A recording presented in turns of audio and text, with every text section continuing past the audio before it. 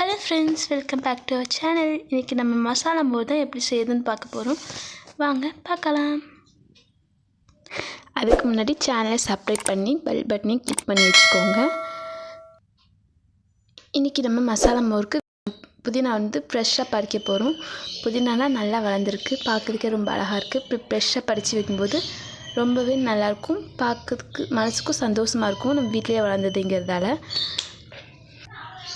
புதினாலாம் நல்லா பெரிய பெரிய இலையாக வந்திருக்கு.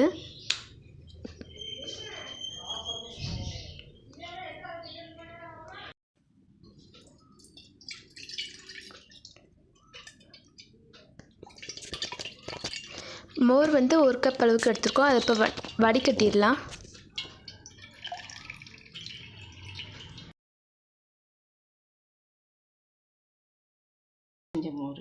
இது வீட்டிலே செஞ்ச மோர், அதனால் இதில் கொஞ்சம் ஆடெல்லாம் இருக்கும், அதனால் வடிகட்டி எடுத்துடலாம்.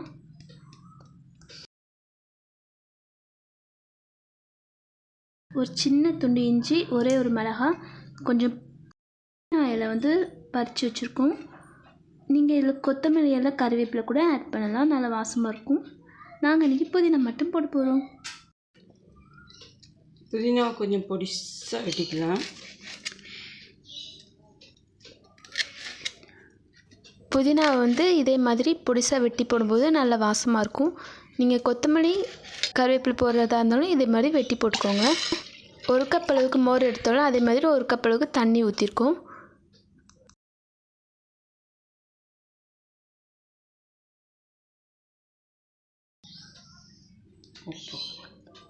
உப்பு தேவையான அளவு போட்டுடலாம்.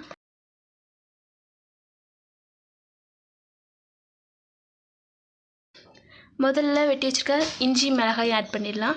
அதுக்கப்புறம் புதினாவை போட்டுடலாம். மோர் உடம்புக்கு நல்லாவே குளிர்ச்சி தரக்கூடியது. இதை இந்த வெயில் காலத்துக்கு கண்டிப்பாக ட்ரை பண்ணி பாருங்கள். காயம் லைட்டாக போட்டுடலாம்.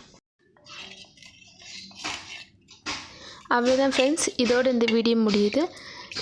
இதை ட்ரை பண்ணி பாருங்கள், எப்படி இருந்துன்னு கமெண்ட் பண்ணுங்கள்.